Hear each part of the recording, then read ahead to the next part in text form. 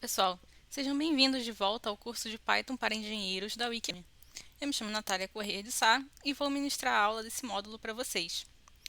Esse módulo, nós vamos começar a aprender sobre conceitos básicos da linguagem Python de fato, depois de nós termos visto no módulo passado uma apresentação, uma breve introdução sobre a linguagem e sobre a ferramenta que nós íamos usar no curso, que era o Google Colabs.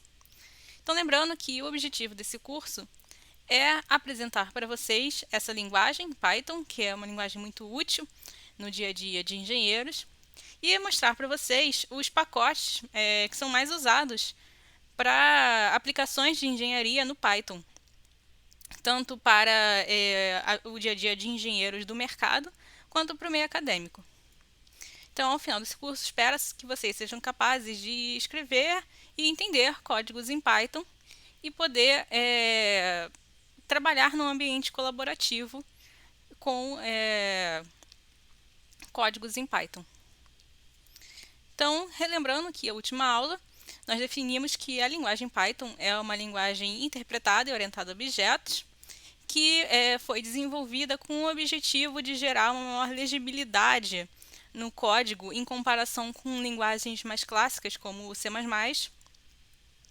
apesar de, com isso, ela perder um pouco de velocidade em termos de custo computacional. E outro foco do Python, além da legibilidade, da facilidade de se ler os códigos, é o desenvolvimento comunitário, já que existem diversos pacotes que funcionam como bibliotecas, desenvolvidos por terceiros e que estão disponíveis na internet para qualquer programador baixar. E nós vimos também que esses pacotes se aplicam a diversas áreas de conhecimento, são amplamente utilizados no mercado. E vimos que nesse curso nós vamos focar nesses 4 pacotes principais e suas aplicações para resolver problemas de engenharia. NumPy, Pandas, para manipulações de vetores, Matplotlib, para plotar gráficos, e o SciPy, que permite computação científica de diversos tipos. E vimos também que a gente pode programar em Python usando o Google Colabs, que é um ambiente em nuvem do Google, similar ao Google Docs e Google Sheets. E é o que nós vamos usar aqui nesse curso para aprender a linguagem e desenvolver alguns códigos úteis para engenheiros. Então, nesse módulo específico, nós vamos aprender conceitos básicos da programação em Python, incluindo estruturas básicas do código-fonte, conceitos de variáveis, inputs e outputs, tipos de variáveis, funções, operadores e controle de fluxo. Então, vamos iniciar definindo alguns conceitos básicos. Nós vimos que Python é uma linguagem interpretada, mas o que isso queria dizer mesmo? Bom, nós vimos na aula passada que uma linguagem interpretada é aquela que o código-fonte ele vai ser lido por um programa interpretador, e esse mesmo programa que vai interpretar, meio que traduzir esse código-fonte, vai ser responsável por chamar a execução desse código, diferente das linguagens compiladas, em que um compilador traduz o código-fonte para a linguagem da máquina, a assembly, e gera um objeto executável que o próprio sistema operacional pode executar diretamente, sem aquele código precisar passar pela compilação de novo. Enquanto na linguagem interpretada, ele precisa, toda vez que o código for executado, ele tem que ser interpretado novamente. E no caso do Python, ele pode ser interpretado também linha a linha, não precisa se interpretar o código inteiro para poder ir executando. Bom, então como é que tem que ser esse código-fonte para o interpretador poder traduzir ele, poder entender ele? Os comandos de Python, em geral, que são as instruções que são fornecidas no programa, eles são separados, demarcados, meio que só pela pulada de linha mesmo, cada linha um comando, e demarcados também pela indentação, que é aquele espaço que você coloca antes de começar a digitar, tipo a tabulação. Então, diferente de linguagens como C, C++ e outras linguagens, você não tem aquele uso do ponto e vírgula para demarcar quando que você está terminando um comando. Você também não tem o uso de chaves para demarcar diferentes ambientes do seu código. É tudo mesmo pela pulada de linha. Quando você está numa nova linha, o Python está entendendo que você está num novo comando.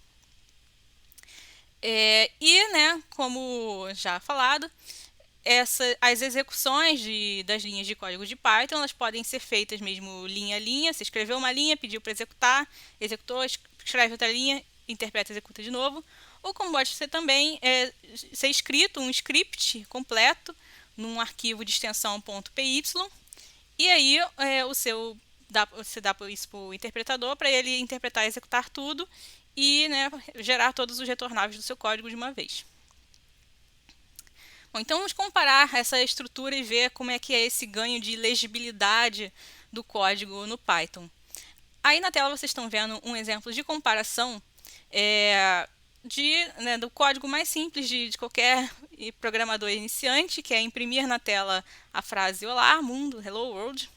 E vocês já vão ver como, em comparação com o C++, o Python é muito mais direto ao ponto. A gente pode ver que no C++ você precisa escrever essa função main para poder colocar todo o seu código principal dentro dela, demarcar por chaves, encerrar o seu comando de impressão da frase na tela com ponto e vírgula, precisa incluir uma biblioteca para poder usar a função que imprime as coisas na tela, que é essa cout que está marcada em verde. Depois precisa definir qual o retorno da função principal, ponto e vírgula, papá. E no Python, você só escreve na tela, print, hello world, acabou. Muito mais simples, muito mais direto ao ponto e muito mais fácil de se ler e identificar assim, imediatamente o que esse código está fazendo. Ele só está imprimindo na tela uma frase hello world.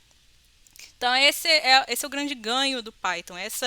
Dá para ver bem explicitamente esse ganho de legibilidade do código.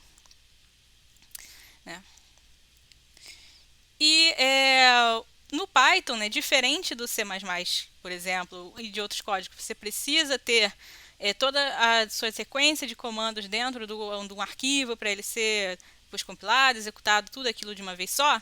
No Python você pode fazer comandos de uma única linha, executar aquilo e partir para o próximo. Então, essencialmente, você pode até acabar usando o Python como uma calculadora. Você pode simplesmente colocar lá uma operação matemática, 6 mais 4, executar, pum, vai aparecer o resultado. Depois outra operação matemática, executar, vai aparecer o resultado. E aí você pode notar também nesse exemplo aí na tela que os números, os valores numéricos, eles podem ser tratados tanto como números inteiros quanto números flutuantes, ou racionais, números com casas decimais. E isso vai depender, né, de como você está escrevendo esses números. Se eu colocar ali o pontinho, né, marcando que o meu número tem casas decimais, o meu resultado também vai levar em consideração a existência de casas decimais, né, que é um número racional e não um número inteiro. A gente vai ver logo mais à frente diferenças mais detalhadas de números inteiros e números racionais em códigos de Python. Bom, e a gente pode também, né, tanto quando a gente usa um arquivo, um script .py, quanto nessa execução por linhas, declarar uma variável. Né? Uma variável, estou dizendo que eu tenho aqui, né, nesse primeiro exemplo, uma variável chamada a, e ela vai receber o valor de 5. E depois eu posso usar essa variável a várias vezes no meu código. E posso mudar o valor dela conforme eu precisar. Note que, né, diferentemente de outras linguagens, basta eu dizer o nome da variável e o valor que ela vai receber. Eu não preciso dizer qual é o tipo dessa variável. O Python vai entender isso automaticamente por causa do valor que eu estou dando para a inicialização. E eu também não preciso usar o ponto e vírgula, né, como já tinha sido comentado. E depois eu posso chamar, né, declarei nesse exemplo essa variável a igual a 5 e depois chamei ela nessa expressão b igual a mais 7 e, né, o interpretador lembra que eu declarei esse a aqui é igual a 5 e vai fazer a soma com 7 para resultar em 12. Eu posso também, numa mesma linha, declarar várias variáveis diferentes, de tipos diferentes, inclusive, né, separando elas por vírgulas. Desde que eu não me esqueça de dar o valor da inicialização de cada uma delas. Então, nesse exemplo em amarelo na tela, eu estou criando duas variáveis, n e p, E estou dando os valores iniciais 50 e 8, né, com um pontinho para mostrar que é um flutuante que tem casas decimais. Então, o Python está entendendo que n vai ser um número inteiro, 50, e que p vai ser um número racional, vai ser 8, né, a princípio com uma casa decimal só, todas zero, né, 8,000, seja qual for a precisão. Bom, comentários. Comentários são muito úteis em um código, porque são linhas que vão ser ignoradas no momento da interpretação e da execução, e que servem de fato só para você colocar lá um comentário, geralmente explicando o que aquela parte do código está fazendo. Você, por exemplo, criou lá uma variável e aí você escreve um comentário dizendo: essa variável aqui é para eu calcular a área de um círculo. E aí outra pessoa consegue depois ler o seu código e entender o que aquela parte do seu código está fazendo. Às vezes você mesmo, né, vai ler o seu código depois e ler lá o comentário. Tá, isso aqui, essa parte aqui do código está fazendo isso. Ok, beleza. Você consegue ver isso pelo comentário. E aí não importa se o comentário está no começo da linha ou está lá depois de uma sequência de códigos. Se você colocar esse símbolo do hashtag, e tudo que você escrever depois desse símbolo de hashtag vai ser um comentário, vai ser ignorado pelo interpretador, não vai ser executado. E é sempre uma boa prática, né? Usar comentários em todas as suas sessões, em todas as sessões do programa, sempre que você inicia alguma parte do seu código que está fazendo uma determinada ação relevante. E um último comentário aí sobre esse exemplo, né, que nesse print do Hello World, só para esclarecer, né, que esse /n que vocês estão vendo é apenas um comando para pular uma linha. Ele vai escrever a frase Hello World e depois vai pular uma linha para que, se você precisar imprimir outra coisa depois disso, ele não continue imprimindo exatamente após esse ponto de exclamação. Ele primeiro vai pular uma linha para depois imprimir outras coisas. E assim como o /n, existem outros comandos parecidos, como por exemplo o /t, que é uma tabulação, né? É equivalente a você usar a sua tecla Tab do teclado quando você está escrevendo um texto. Bom, pacotes. A gente já falou um pouco sobre pacotes de Python que são úteis para engenheiros. Mas como é que você então usa de fato os pacotes no código? A gente não vai entrar em detalhes aqui sobre eles, a gente só vai mostrar como que você tem que fazer para usar esse pacote no código. A gente já tinha comentado primeiro que alguns pacotes têm que ser instalados, né? Como esse NumPy aí que está aparecendo no exemplo da tela. E tem também alguns pacotes, alguns módulos que são built-in do Python. Mas seja lá qual for o caso, você tem que, para usar funções e métodos de um determinado pacote, você tem que usar essa palavra-chave import no começo do seu código e seguida do nome do pacote. Então, se eu precisar depois acessar, né, uma função do NumPy, por exemplo, eu chamo, né, NumPy, ponto, e aí o que eu precisar acessar do pacote NumPy. Eu posso também, né, criar um alias para esse pacote que eu estou importando. Por exemplo, se eu não quiser ficar escrevendo NumPy, ponto, o que eu preciso chamar toda vez que eu precisar usar alguma coisa do NumPy, eu crio um alias para ele com um nome mais curtinho, como esse NP. Para fazer isso, eu só preciso dar esse s, né, depois do nome do pacote. Então, import NumPy as np. E aí o Python vai entender que toda vez que eu disser np.blá blá blá, eu quero importar alguma coisa do NumPy. Bom, a gente viu já como imprimir coisas na tela, né, da execução, mas a gente também pode fazer o caminho contrário, que é pedir inputs do usuário da tela para o código. Isso é feito com essa função chamada input, que, né, vai pegar o que quer que o usuário está digitando na tela e vai, nesse caso aí, atribuir, nesse exemplo, né, para essa variável chamada usuário. Então, nessa linha que está aí marcada em vermelho, né, está sendo criada uma variável chamada usuário e está sendo atribuída a ela o que quer que o usuário digite na tela, E note que com essa função input, né, eu posso também imprimir essa frase que está na tela, que está dentro dos parênteses dela na tela. Então, ela imprime na tela antes de extrair da tela, né? Então, isso salva bastante espaço se vocês comparassem esse mesmo processo em outras linguagens de programação. Isso levaria umas 4 linhas de código para fazer, e no Python em uma linha só. Então, pegando essa variável, seja lá o que for que o usuário escrever, e atribuindo a variável usuário, está sendo depois, né, feito esse print, está se escrevendo na tela, olá, e percebe que depois que se fecha a frase, né, entre aspas, né, o texto olá, está sendo usado um mais, né, e depois o nome da variável, e depois outro mais e outra sequência de texto. Então, dentro da função print, isso é muito útil quando você quer ficar alternando, quer imprimir um texto e depois quer imprimir o valor de uma variável. Então, você só pode simplesmente fazer isso. Olá, né, o texto sempre demarcado entre as aspas, mais o nome da variável, mais outra sequência de texto, mais uma outra variável que eu quiser imprimir e assim por diante.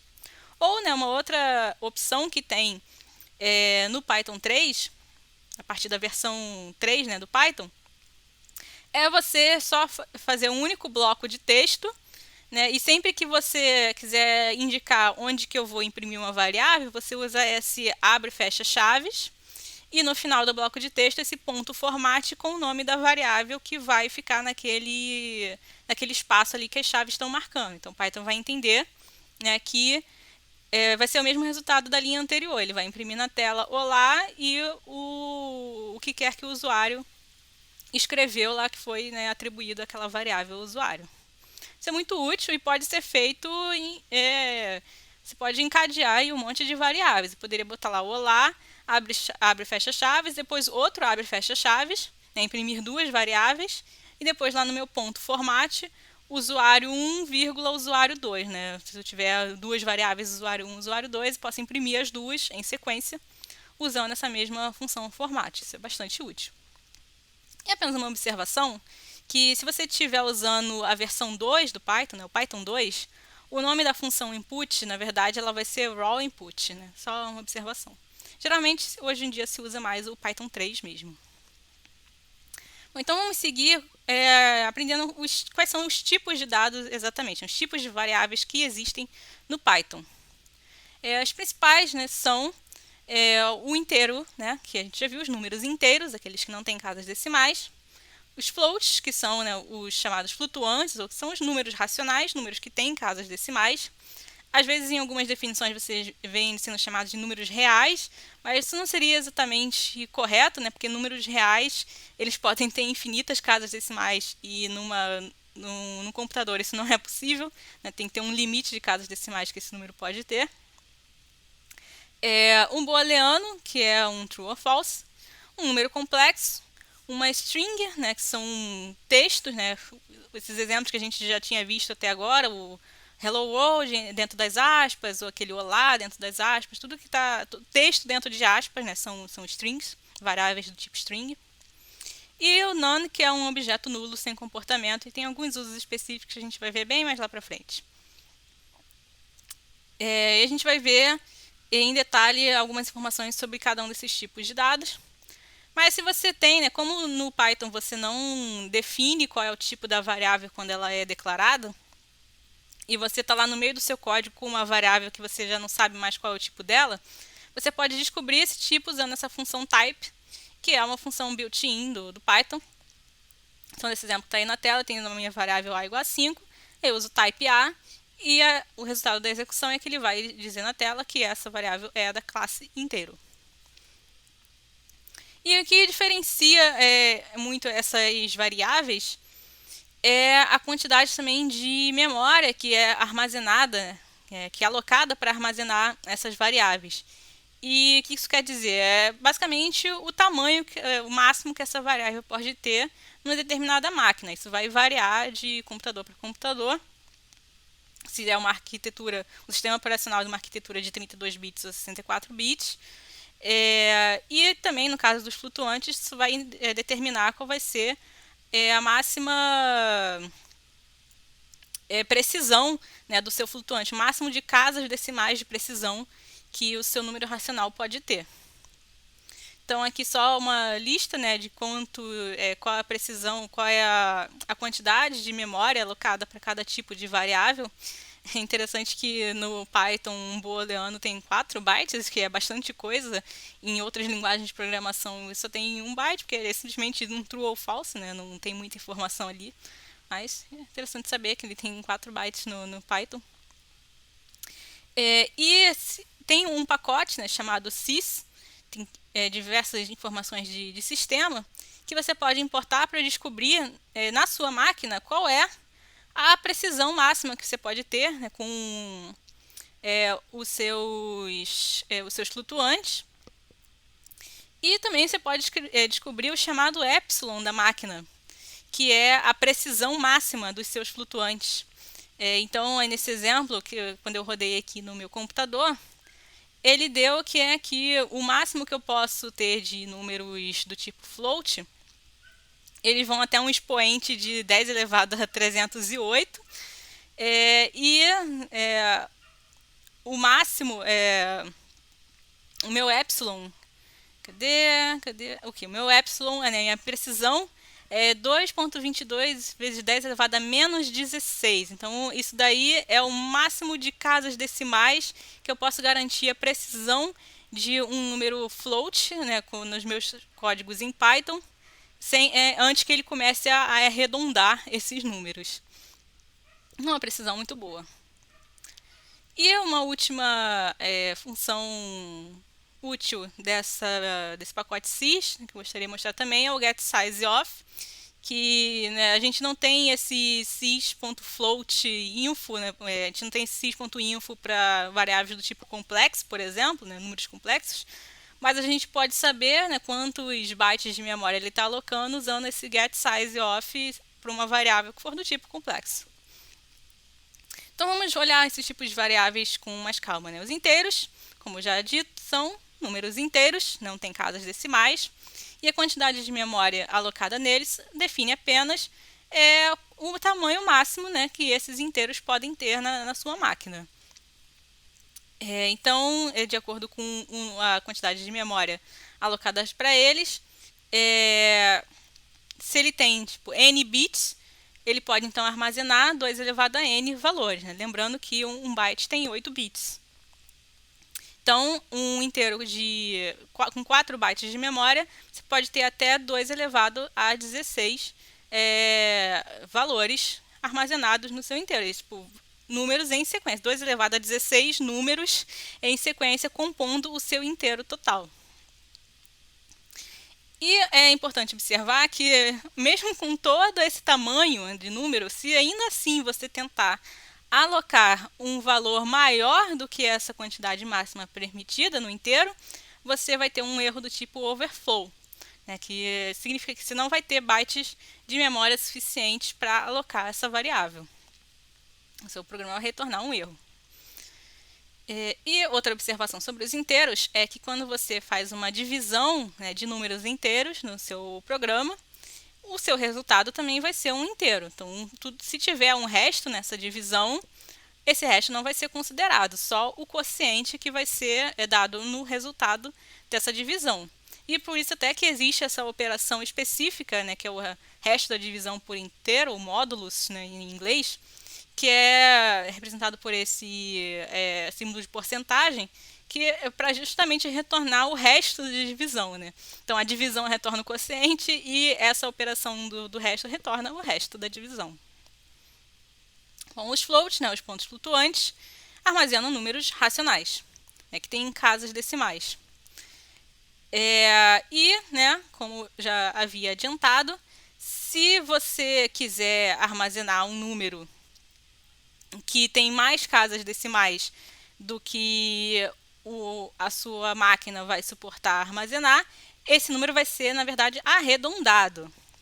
Então, por exemplo, né, por isso que não dá para dizer que os floats são números reais, né? Vamos supor que você estivesse calculando um número que fosse acabar sendo um número irracional, né? Um número irracional é aquele número que tem infinitas casas decimais. por exemplo, π, né, que é aquele número que surge quando você divide o comprimento de um círculo pelo seu diâmetro. Se você acabasse fazendo isso naturalmente, né, no seu código, pegar seu comprimento de um círculo e dividisse pelo diâmetro, esse resultado, né, que em tese teria que ter infinitas casas decimais, ele vai ter que ser arredondado em algum momento, dependendo da precisão máxima da sua máquina. E uma outra observação é que o armazenamento, né, dos floats, ele é representado a partir de uma mantissa que contém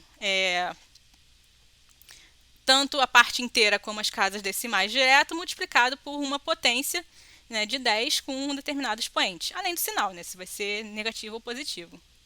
Mesmo e os inteiros também, né, eles têm sinais, né, eles podem ser positivos ou negativos. Os booleanos, como eu tinha adiantado, eles só têm dois valores possíveis, verdadeiro ou falso.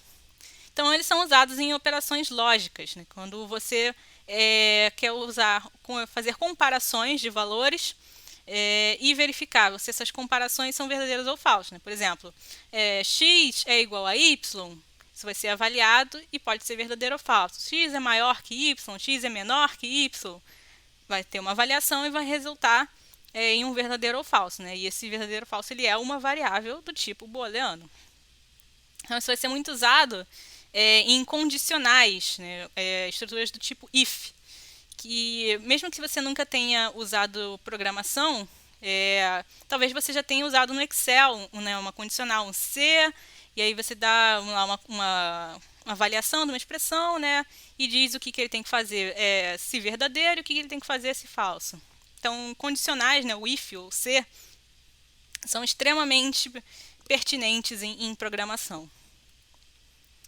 E os números complexos, que são suportados em Python, que são aqueles números que têm uma parte real e uma parte imaginária, né? Sendo essa parte imaginária um múltiplo da raiz de -1. Tem duas formas de declarar números complexos em Python.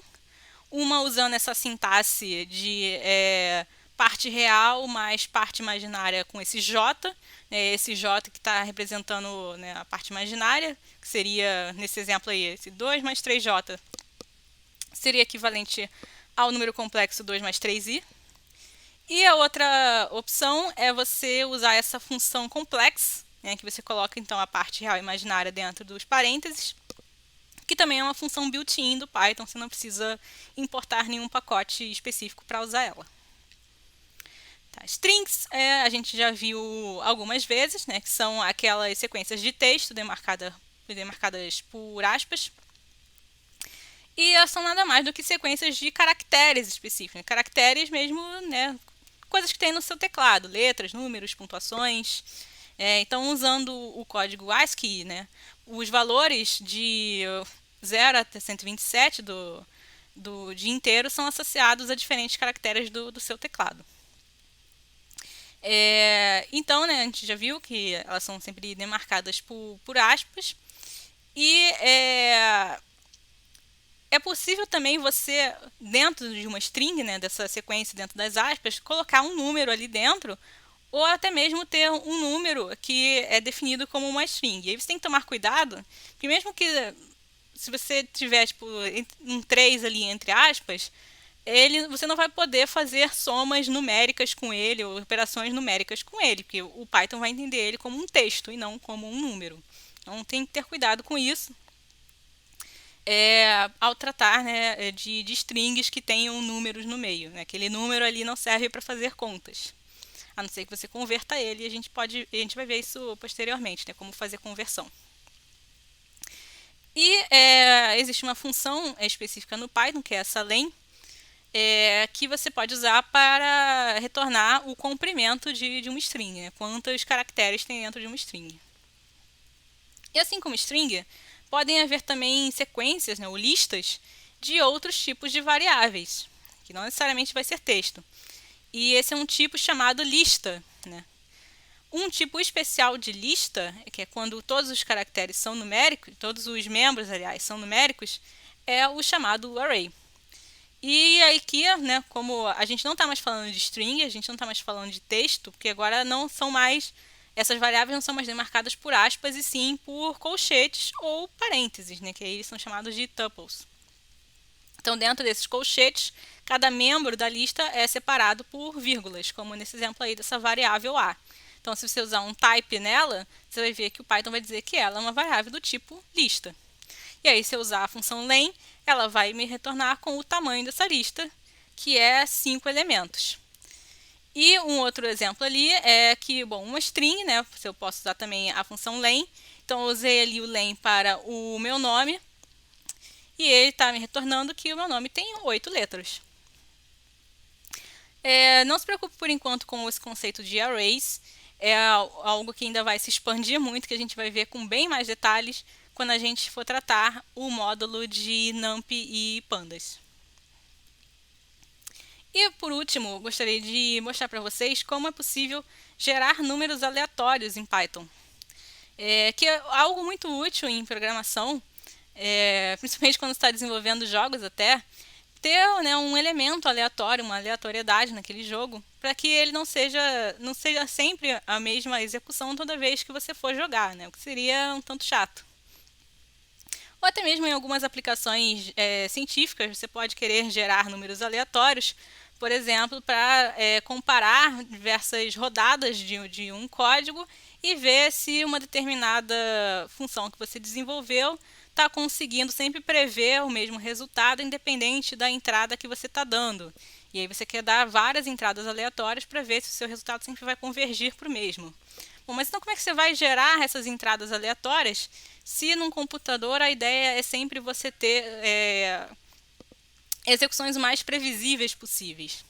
Bom, no Python tem um módulo chamado random, que não precisa ser instalado, é um módulo built-in, e que tem um gerador de números aleatórios chamado Mersenne Twister, que é um gerador de números aleatórios bem consolidado no mercado. Na verdade, um gerador de números pseudo-aleatórios, né, baseado no algoritmo que ele usa. E ele consegue sortear números de maneira aleatória baseado numa inicialização, que é também chamada de seed. E você precisa, para isso, garantir que essa seed seja diferente sempre que você executar o seu código. E aqui eu dei um exemplozinho de como isso pode ser feito.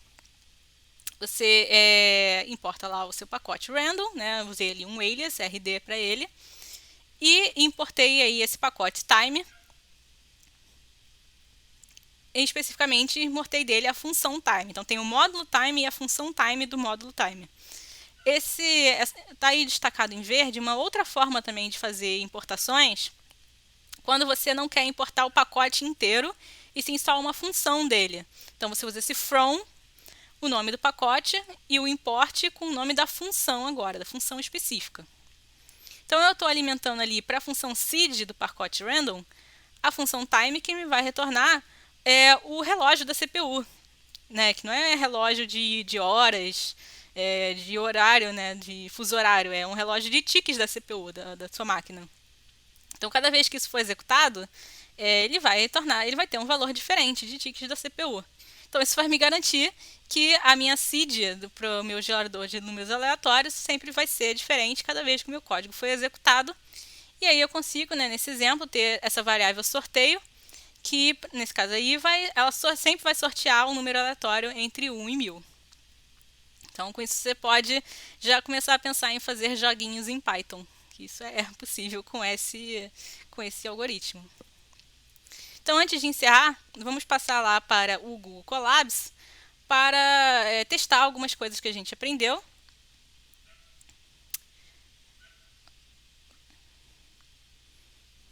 Então, temos aqui, por exemplo, vamos tentar criar algumas variáveis e aprender um pouco sobre elas.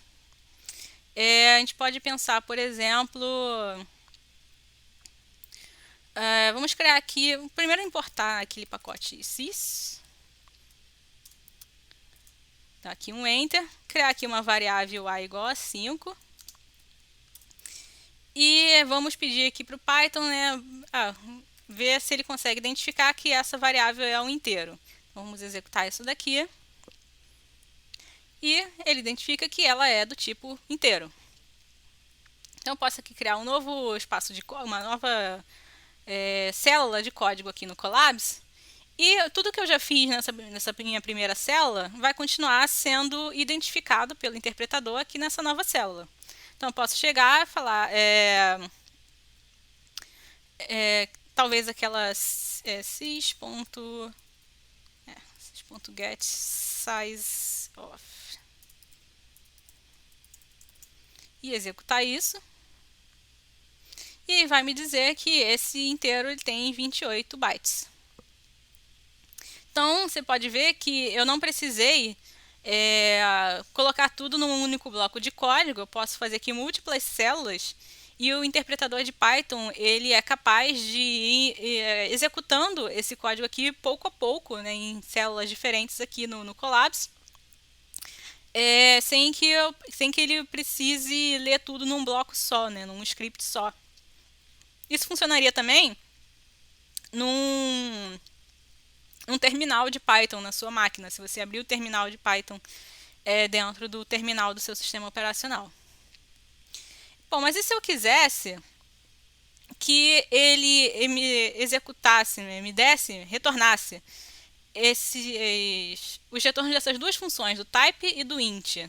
Né? Eu não posso colocar aqui type, depois desse type aqui o sysgetSizeOf, porque por esse modelo de execução por linha, ele só vai me executar o último comando. Então, para não ter mais esse problema, eu posso agir como se isso daqui fosse um script, um .py, e isso aqui no Google Colabs também ele vai entender da mesma forma. Deixa eu limpar aqui essa saída. E para esse exemplo aqui, isso vai ser tão simples quanto mudar isso daqui para um print. E a mesma coisa aqui, print get size of.